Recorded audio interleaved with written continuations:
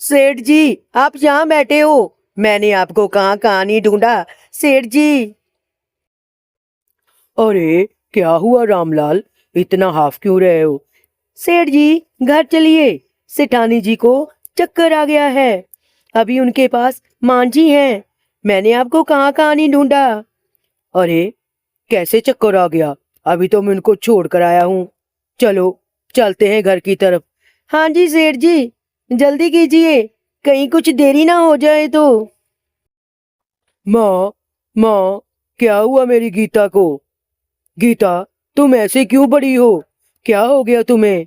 अभी तो 10 मिनट पहले मैं तुझे छोड़कर बाहर गया था। तो क्या हो गया? मुझे तो कुछ समझ में नहीं आ रहा है।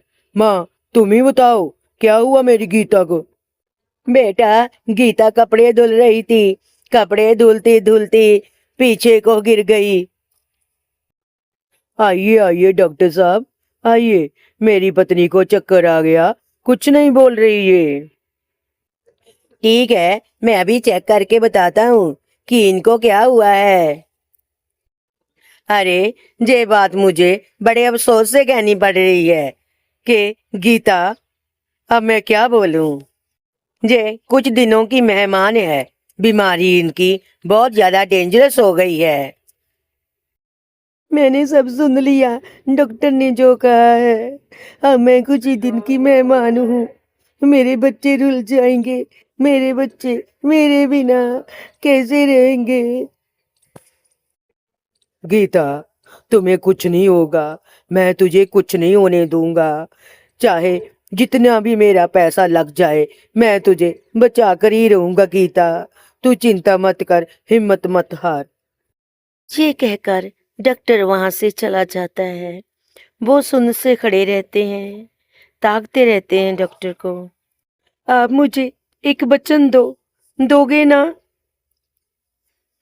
हाँ, मैं तुम्हें वचन देता हूँ। जो तुम कहोगी मैं वही मानूंगा। देखो, मेरा हाँ में सिर हिल रहा है। देखो गीता, मैं बिल्कुल मानूंगा।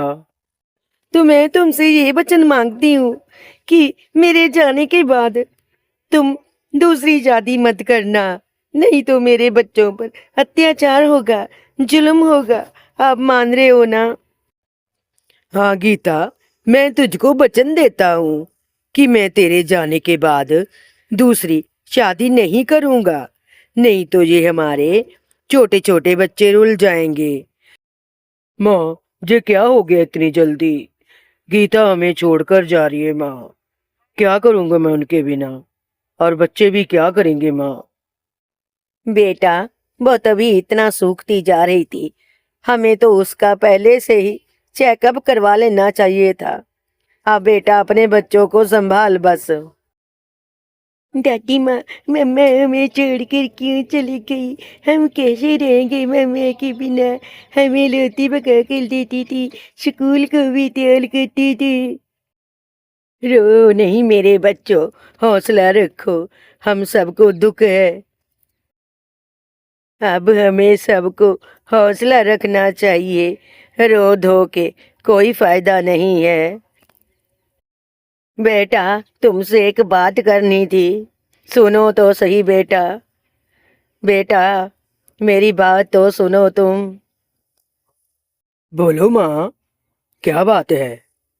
लेकिन अभी मैं उस बात करने के मूड में नहीं हूँ जो तुम मुझे कहना चाहती हो। तुम मुझे दूसरी शादी के लिए कहना चाहती हो ना? तो माँ, ठीक है माँ, मैं कर लूंगा दूसरी शादी, लेकिन तुम्हारी खुशी के लिए।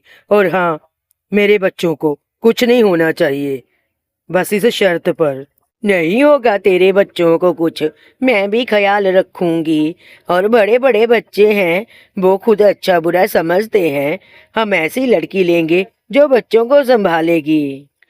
माँ के कहने पर बेटे ने वचन तोड़ दिया था, जो अपनी मरती हुई पत्नी को दिया था।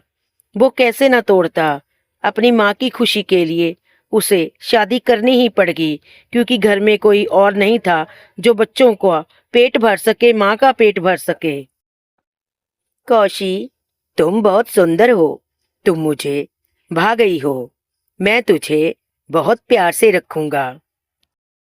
हाँ जी, मैं आपकी खूब सेवा करूंगी अगर आप मुझे प्यार से रखोगे तो। जो मैं कहूंगी आपको वही करना होगा। हाँ कौशी, मैं वही करूँगा। हम सब मिलके रहेंगे। तुम मेरे बच्चों का ख्याल रखोगी ना? जी हाँ, आपके बच्चे मेरे बच्चे हैं। मैं उनका बहुत ख्याल रखूंगी, लेकिन मेरे भी एक बच्चा होना चाहिए।